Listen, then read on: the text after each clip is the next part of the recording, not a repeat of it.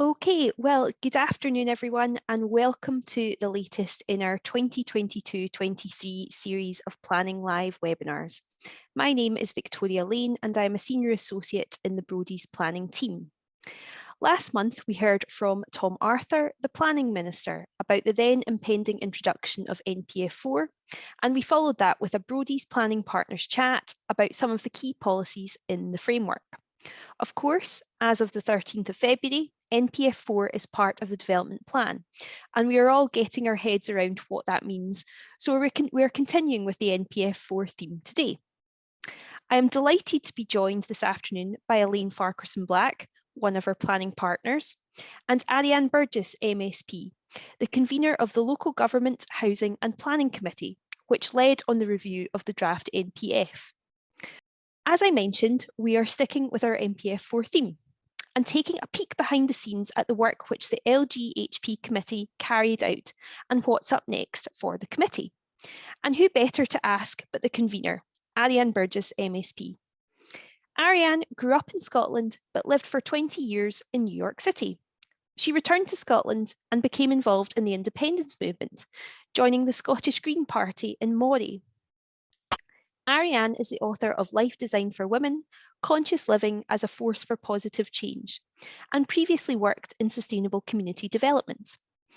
She is the Scottish Green Party spokesperson for communities, land reform, housing and rural affairs, and is MSP for the Highlands and Islands.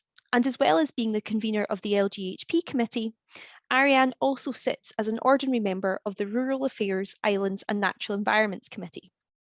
In January 2023, she launched her Regenerative Scotland podcast, which explores the action needed to ensure a thriving future in the face of our climate and nature emergency, through a series of in-depth conversations about aspects of her parliamentary work.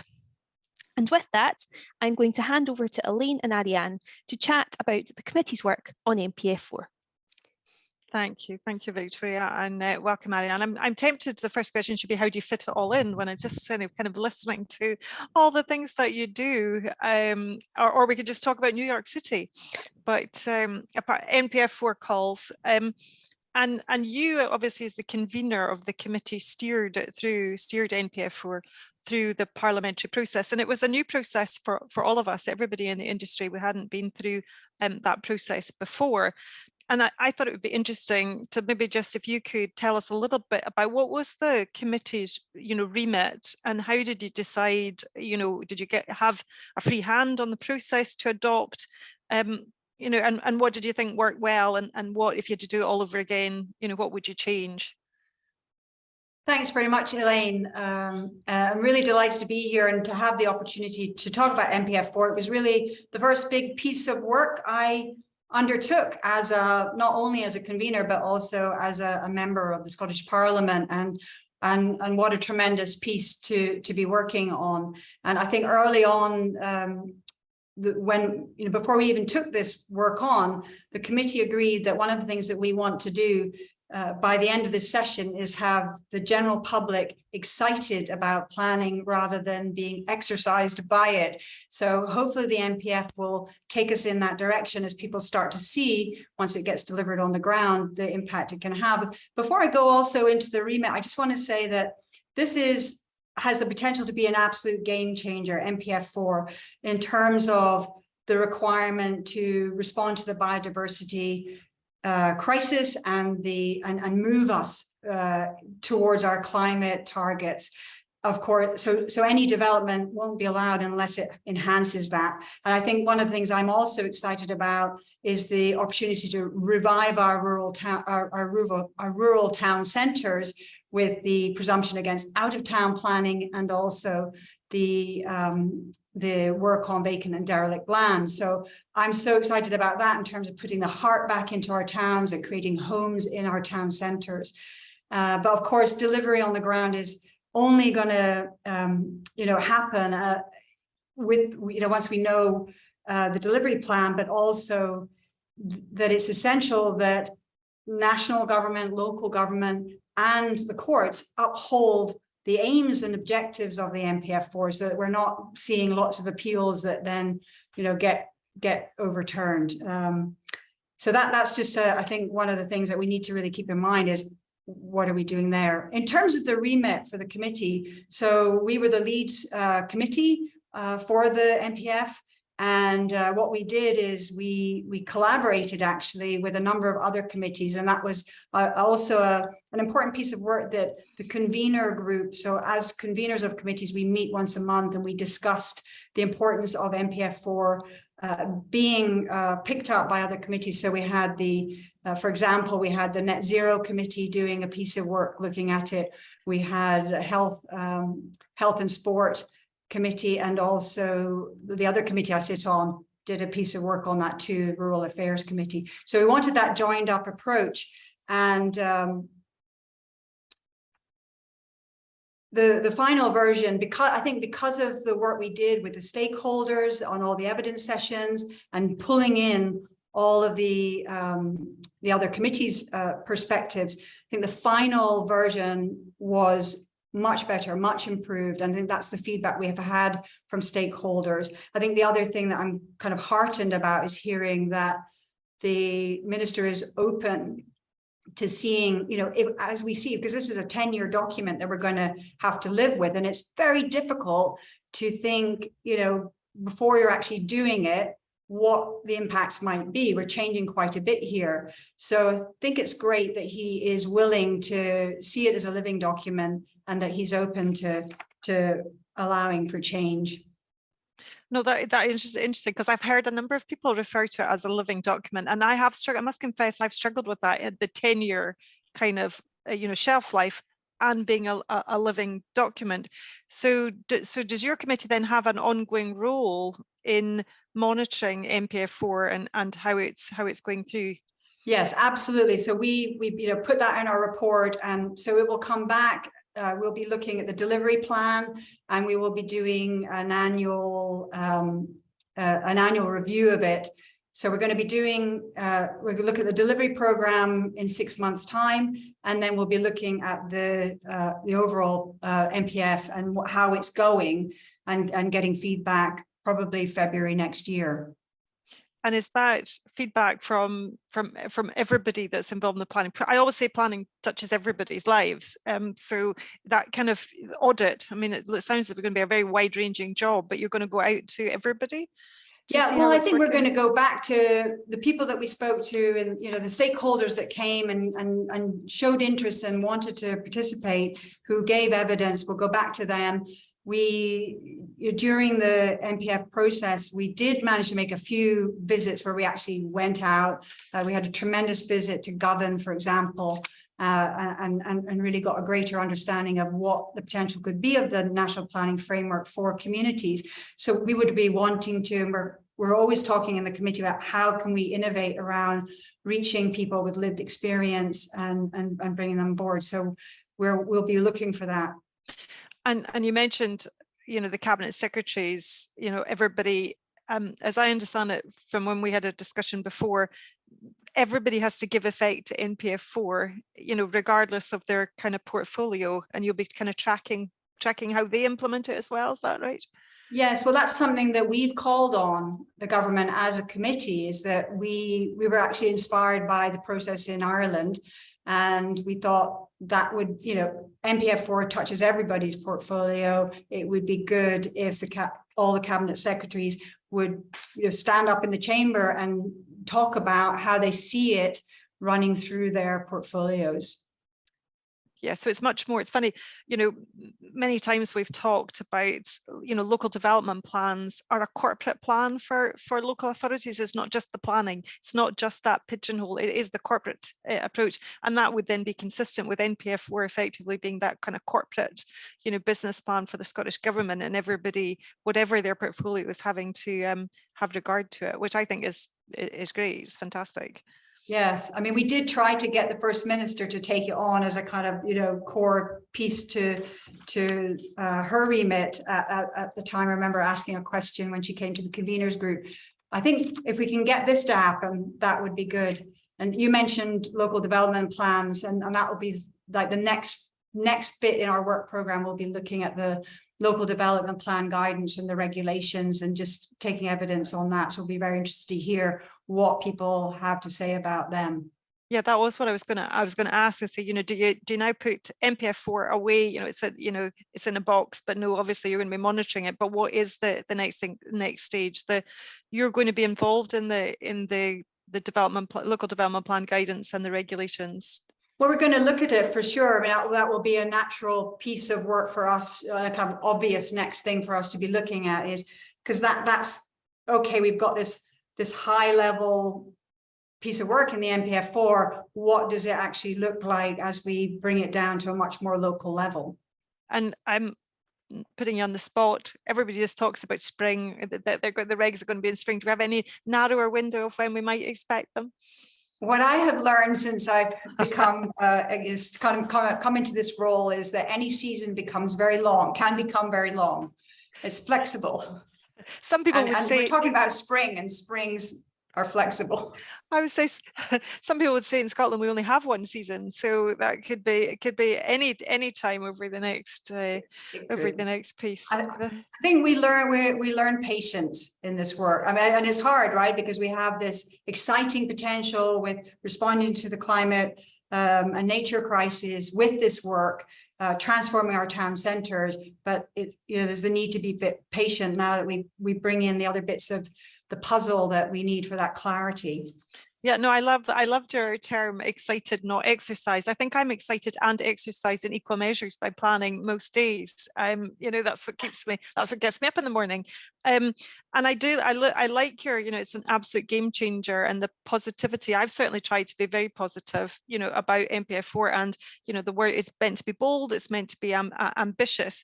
I suppose we're wanting to make sure that it is about development. It is about responding to and enhancing biodiversity. But you've talked about, regenerating rural centres, the vacant. It is about development. It's not about not developing, but it's about developing better. Yeah, it's about developing in a way that is with nature. We're going to be working much more with nature. I think we've got tremendous potential to start to think about how our towns can be more ecological. Our existing town centres and towns, how do they actually fit and work with the surrounding nature and our transport links and all those kinds of things? So I think it's exciting too, because what I've heard from planners that I've spoken to is that it puts planners back into that kind of big vision, big picture potential that maybe has been lost over time. Have you got any examples or seen anything in terms of biodiversity? You say that's a really good way of doing it, or I know we're still waiting for guidance to come out on terms of biodiversity, but developers and landowners saying, well, how am I going to address that? Are we talking about bat boxes and hedgehogs, kind of homes? Are we talking about wildflower planting? Is it literally whatever would be appropriate for the site? I think whatever is appropriate for the site, but I would like to see much bigger scale. Bat boxes I would say they're an element in a piece of biodiversity enhancement. And one of the places that I'm very excited about, one of the policies I'm excited about, is around the nature networks.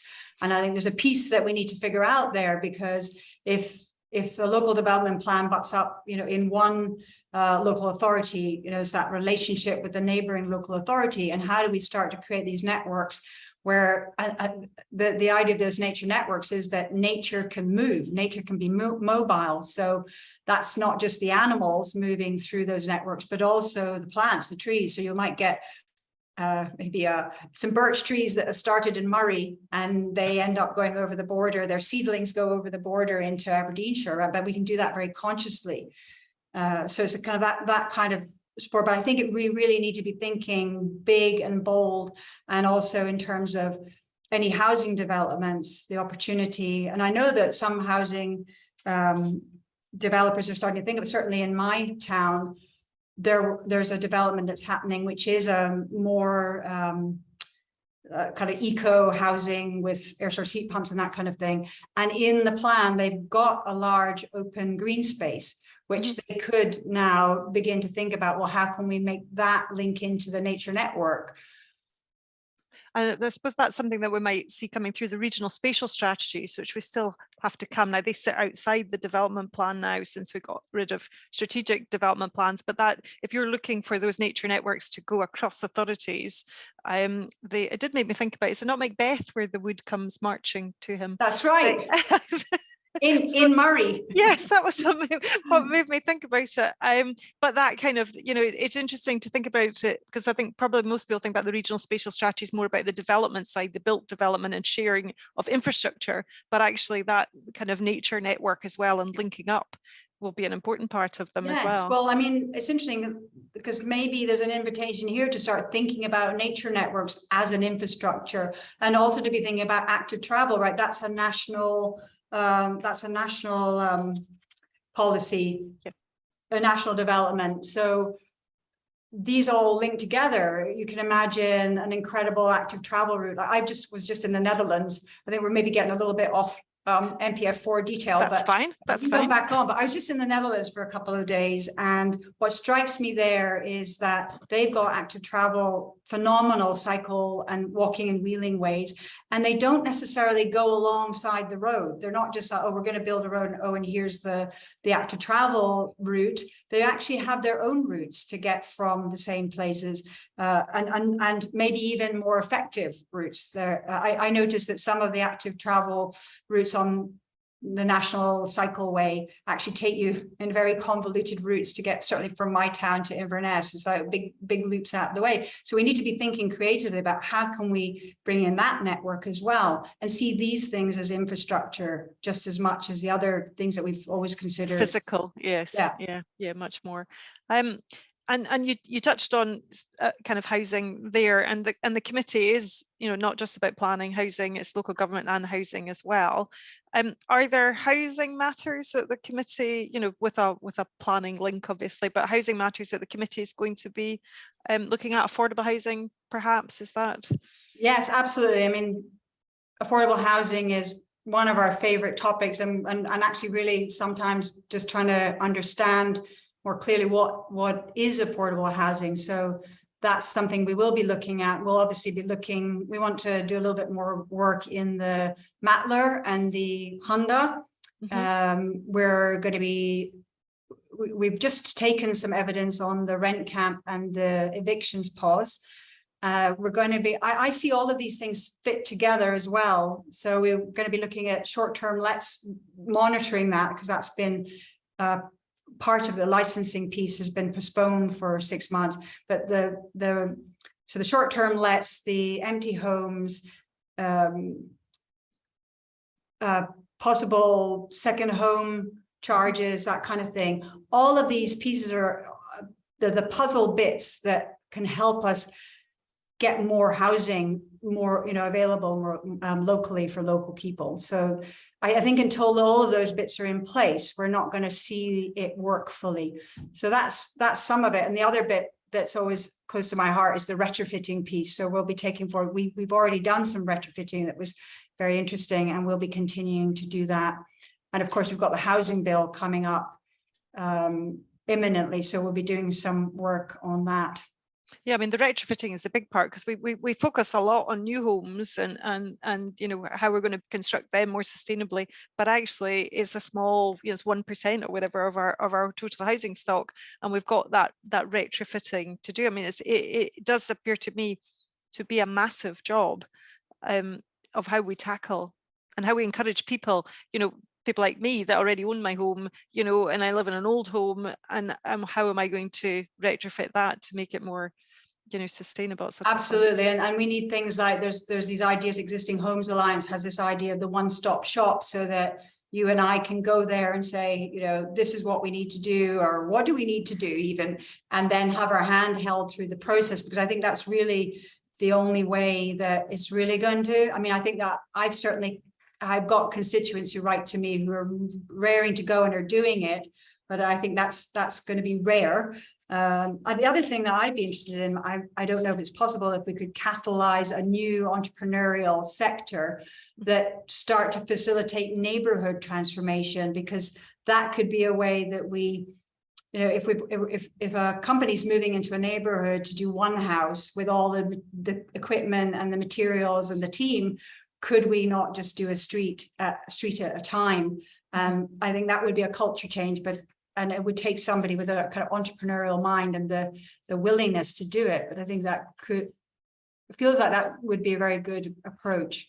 Yeah, no, I think you're right in terms of having somebody that one-stop shop. I know, you know, just me, it would be useful if somebody comes to the house and says, well, you could do this, this, this, and this, you know, and here's, you know, for some people, you know, funding, you know, I remember when I lived, you know, a traditional Aberdeen, you know, kind of flat, and we got grant to make sure that we replaced our timber sash and case, you know, windows. So, you know, you can see that there would need to be some kind of grant funding for people to try and help, you know, deliver on that. Yes, and there will be. I mean, I think that one of the things that we got from our retrofitting work that we did previously is really clear that the first thing everyone needs to be doing is the fabric of the building. So fabric first approach is the first thing we need to be doing, which is the insulation, improving the windows, that kind of thing, before we even get to what's going to heat our homes, which is everyone, you know, often talked about the air source heat pumps or heat networks even.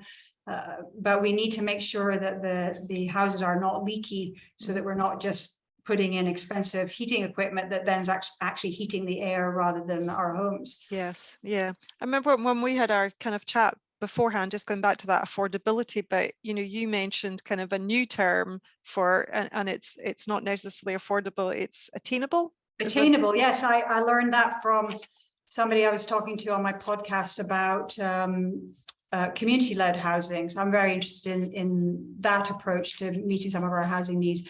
And that was what they were talking about. They were saying housing is, even if a volume house builder builds what is supposed to be affordable housing, because of the construction costs going up so much, they're not affordable anymore. So actually, how can housing be attainable to people who maybe are, you know, they don't need social rented housing. They're more maybe eligible for mid-market. How can we make that available for them?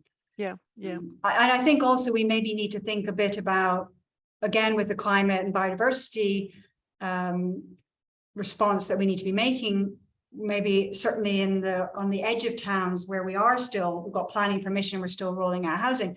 Maybe we need to think about a different model where it's not a single house or a semi-detached house, but more terracing, and be maybe willing to look at the right amount of terracing and flats that may not have traditionally been there, but we're starting to use up less of the precious land that maybe we should be growing more food locally on.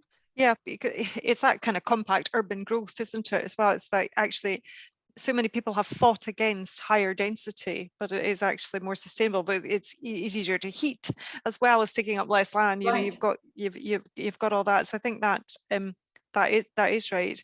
On the basis that, you know, your rural areas, I know that's kind of your passion as well, and there is a very strong you know, encouragement in NPF4 for rural housing and revitalisation, and but how does that sit, or how do you think the committee is going to sit with, you know, 20-minute neighbourhoods as, you know, kind of in one policy, and then encouraging rural where you won't have all the things within, you know, your 20 minutes? Which one, I suppose, do you want to carry more weight? Because it's always about that balance, isn't it? Yes, well, I think that I would like to think that a planner, when they come to that, need to look at those policies and see how they work together. So it'd be a case-by-case approach, I think. And also those policies are framed in kind of livable places, and policy 15 actually starts with local living. So it's local living, 20-minute neighborhoods. So in a rural area, we're not necessarily going for 20-minute neighborhoods. We might be going for how do we meet our needs in the most local way possible.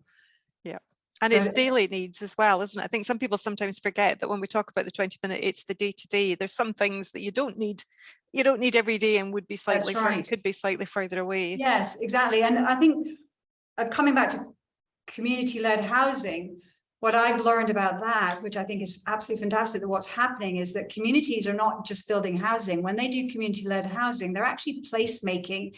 So there's examples across the Highlands and across the south of Scotland. One example in Gairloch, they built housing, but they also built a couple of shops and office spaces. And actually, I think that was the first passive house office space in Scotland. So I think that that's where we need to be going. In Staffin, they built housing, but they also built an NHS place, so people can come to see their doctors and get their NHS requirements more local. And on that, then, are they getting, is the community getting funding to do that? I'm just, I mean, I'm sure there would be communities that say, well, actually, we'll take that and we want to run with it. But it would be that lack of funding, I would have thought that. So there is funding, and so the game changers are the Scottish Land Fund. So that means that communities have got some money to go through and buy land. And then also the other one is the Rural and Island Housing Fund. And that they don't get all of the money, they still have to find some money from elsewhere, but that's a government pot of money, which is demand-led and probably not enough demand made of it. I think there's a lot of people, so there's a need, but not enough people know, or communities know yet, that they can access it. One of the things that I'm excited about looking into is, could we get an urban version of that? An urban housing fund that communities could tap into. So we've got this fantastic project in Dumfries called the Mid-Steeple Quarter. And I mean, it's just fantastic. They've got a master plan for a whole block in the center of the town. And they're working on their kind of pilot one, which is called the Oven, because I think it was an old bakery. So they're busy in that process, and that's going to become accommodation for people as well as shops and businesses and things like that. So it's an incredible revitalization plan, and that's where MPF can kind of come in and support planners to get bold in that and really help communities really take that on and run with it, because I'm not sure it's going to otherwise happen. And yet we're looking at all of these town centres that have really lost their heart, and that's heartbreaking, because I remember when I was younger going to more rural towns, busy with life, bustling, and now you go and they're empty. People, you might see in my town, there's a busy time on a Saturday morning, and then otherwise it starts to get quite quiet. Mm-hmm. Yeah, and that would be replicated kind of across the country. Yes. It would be good to see more people back in the town centres, in the working, and that kind of, people forget that if you go into work, then you also support the sandwich shop and the dry cleaners and all of those kind of small, the smaller things that you do on your day-to-day. So it would be great to see that. I mean, it strikes me that one of the difficulties potentially in terms of the rural, house building and development is the lack of, kind of smaller house builders and things. Do you think this is an opportunity to hopefully get back some of the SMEs that we've lost? I think it is an opportunity, and they're actually, one of the things I'm actually working on in my portfolio capacity is actually getting a list of all of those where they exist. But there are quite a few. I mean, even there's a company that's set up in Barra to do modern methods of construction housing, so off-site construction, and they're working on a project called Smart Clachan. So there's a couple of Smart Clachan projects. One is in South Uist, so they're going to build the houses in Barra and then bring them into South Uist. The piece of land that the community land trust that they're doing the project with is right by the port in Loch Boysdale. So they're going to just bring the houses in and set them up. So, and that company is fairly new. So people are seeing the need and the opportunity, and also the way to, one of the things I noticed about community-led housing is that it's often future-proof. So they're building housing that's going to last 150 years and already is, you're not going to have to retrofit it in 5. So it's already kind of got that whole future-proof piece. It lasts long, and it's got the right insulation and air source heat pumps and all of that kind of thing. So that's really exciting. The part of the work is just supporting communities to get that confidence and that capacity to take it forward. And I would say that on the planning side, it's getting the message to planners that there's so many examples of communities now succeeding with this, that we need to find a way to support them, because we need to remember that community-led housing is volunteers doing it, bringing that project forward. And so long waits going through planning means the communities start to burn out. So it's like, how can we help? And especially in my area, and also in the south of Scotland, we're really struggling with loss of population. So that's why housing has become the critical piece. There are jobs. Highlands and Islands Enterprise have, I think it's maybe the potential for 2,500 new jobs through all the different possible, renewable energy and manufacturing, things like that could be happening in the region, but there's just not the housing. Mm-hmm. Yeah, no, you're right. I mean, the delays in the kind of planning process, obviously are an issue not just for communities, but for others. And I know, there's the lack of resource. In most planning authorities, it's quite difficult. I know that that's also another focus in terms of the planning reforms and trying to get more people. Absolutely. I mean, yeah, I think that's really important to touch on, because that's something that our committee kept saying. MPF4, will only be delivered if we've got the right resource, and that is planners, but also planners who have that understanding of the biodiversity and the climate response that we need to be taking. But so we as a committee, any opportunity that we get to say that to the government, we do. If I get a chance to stand up in the chamber, or we've got someone coming in, Tom Arthur, whomever, for evidence, that is the message we keep bringing forward. And I know, Kirsty McCarry of the RTPI, the convener, she's kind of really focused on trying to get more people into the profession. And I had, kind of been chatting about whether there's opportunity for, transferable skills, not necessarily just focusing on younger people coming into the profession, but maybe coming in from the side, from doing something else. Project management skills, to me, I would have thought are very useful in terms of planning, just as you said, keeping things on track and keeping to time, that we should maybe look a little bit more or look wider at what we need in the planning process in terms of the skills. Yeah, I think that's absolutely right. It's more of that opportunity to get out of the box and think, what's the skill set? And just as you say, transferable. I think that's a great idea, having more project management involved. Now you've talked, and it comes across when you do talk, because you've got so many kind of communities. I know you're passionate about community-led, kind of development, and you're also then passionate about local place plans. When you talk there, obviously about the oven, which as a master plan, it sounded to me, I'm thinking that's kind of local place plans. How important do you see those within the planning process and informing and encouraging, exciting rather than exercising? You like to see them happening? Absolutely. I think they're absolutely crucial. And I know there's I know of communities that have kind of done those before we had the formal legislation coming through our committee. And I do want to make sure that there's a way that they fit into the puzzle, and that there's proper, it's not like that it goes beyond consultation. And I've seen it done really, really well, where the communities are very engaged. Again, I can use my town. They did a very good the formal local place plan piece of work using the planning for real process.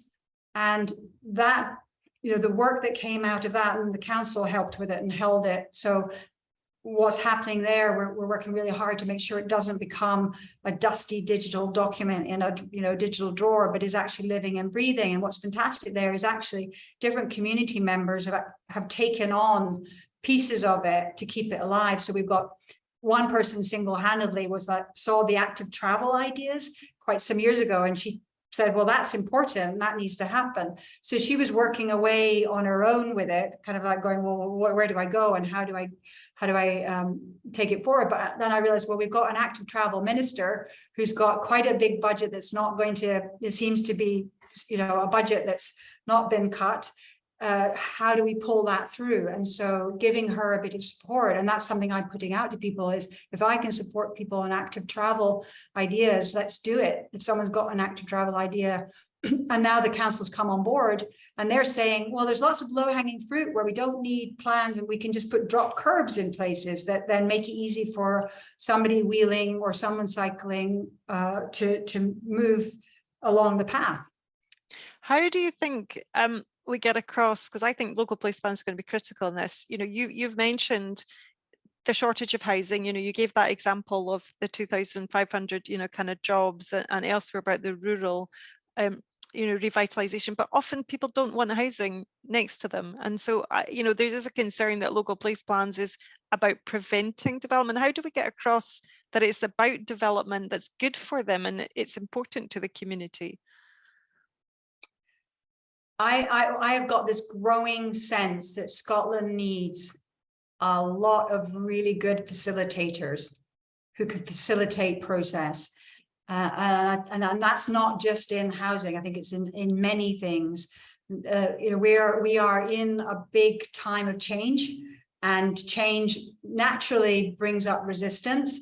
Mm-hmm. And so people who know how to work with that, to really do that deep listening, oh, okay, I really understand why you don't want that, and then really hearing it, and over time, you know, bringing that understanding. I mean, it's kind of tricky too, because we don't have that much time, do we? But I think that facilitation skill, and actually, I think I remember talking to the cabinet secretary about this early on, was maybe, you know, you were talking about transferable skills, but maybe another skill for planners is that ability to facilitate tension and heat. Yeah, I mean, it sounds very similar. We go back to the, you know, Scottish Government had the Sustainable Communities Initiative and the charrettes, and trying to, you know, bring forward charrettes are very much like, you know, as you described, where, you know, get everybody in the room, get all the issues, and then chat them through. I remember when we were doing the Chapelton charrette, and somebody, you know, was questioning, you know, even the orientation of the street. Well, but the wind comes from this direction or whatever. And overnight, literally the architects, you know, did it all up and went and said, well, but it needs to be in this direction. And then they understood it. You know, the people understood it, said, I've been listened to. And yes, you know, kind of work together. And when you do work collaboratively like that, then it is about buying into your plan, isn't it? It's, yes, it's your plan. And I know obviously we've got to drive with the reforms to get younger people involved, you know, so that they're helping to shape the places of their futures. You know, yeah, absolutely. I mean, I think that's a great example, the Chapelton charrette. I'm not familiar with it directly, but I've heard of the demise of communities because somebody who didn't know the place came in and said, oh, we need to put the houses facing the shore, for example, when the houses had traditionally been built against the shore because of the wind. And suddenly people were living in much colder, draftier, unpleasant houses, which made it very difficult to want to stay in that place. So listening to community, local knowledge is so important. And I think that, you know, it does come back to local place plans. People know what's going on in their neighborhoods. They sense things, they see things. Is it right to put houses at the top of the hill in a town where they're going to just be exposed to wind? Or would that be better to put shelter belts and trees because the homes will never be cold, or they'll be much harder much more expensive to heat? I think that as convener of the committee, and the passion that you have for it, you're going to have to go on a roadshow. You're going to have to go out, and that would be help. That could be part of the audit you'll have actually taken, because it is, you know, that bit about getting the passion. I mean, you've said it, it's being bold, it's about being ambitious, it's about delivering regeneration. It's all very exciting. I mean, I do find it exciting, but it's lifting it from the page. That's right. And taking it into the community is where, you know, the important part. Yes, and you know, you brought the word regeneration, so that's one of my favorite words. And what I was kind of interested in the whole idea of regeneration when I lived in New York City, and when I came back to Scotland, it was like, well, Scotland's already doing this. Scotland's got the whole idea of economic regeneration, social regeneration, town centre regeneration, and I think the NPF4 brings in the whole piece around the ecological regeneration, and that's been the bit that's been missing in the puzzle. Now we've got the, you know, call to respond to biodiversity, and by responding to biodiversity, we help the climate issue, and also just, you know, building in a way with town centre regeneration that helps because we're going to cut down travel. So I think regeneration really is what it's all about, and it's you can't look at economic regeneration separate from the social, the ecological, and actually I would say the cultural piece, will come along as well. As we start to regenerate our town centres, that brings people closer together outside their houses, hopefully meeting and getting ideas and giving, bringing a reinvigorating of our culture. Yeah, no, I think that's, as I say, you're definitely going to have to go on tour. And just on that, because Elaine, Ariane, the passion is such that we could continue well on to the evening, but I know there is a time constraint this afternoon. So I guess just to wrap up, if you don't mind, Ariane, going forward, what do you hope will be, I suppose, the biggest difference or improvement in terms of what the people of Scotland see in terms of implementing housing policy under MPF4 in comparison to the old system? Well, I think it's really kind of what I've just been saying there, really, that we start to see housing happening in our towns, that we're moving away from the sprawl, and that we start to create that regeneration piece, the bringing people together. I think we also, one of my kind of self-declared purposes once I became an MSP, how, it's like so big. What do you pick up? What do you make important? So the two things for me are about repopulation or maintaining population in place, those who want to stay, of course, or want to come back or want to come to parts of my region. And the other one is removing the blocks and giving the power to people at the most local level to respond to the climate and the nature emergencies. And so I want MPF4 to be able to deliver on that. And I think, Elaine talked about the importance of the local place plans. And I think that's a way in.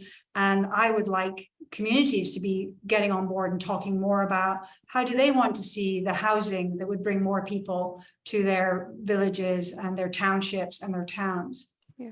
And of course, that really comes across in the document itself, and just by the very fact that you've described it as a living document. So we will watch and enhance its progress as MPF4 becomes bedded in.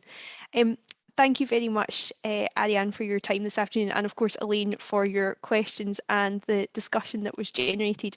I know, Ariane, that you have parliamentary business to attend to, so at this point, it's time to wrap things up and thank everyone for joining us this afternoon. And of course, special thanks to you, Ariane. That just leaves me to thank all of you for joining this afternoon.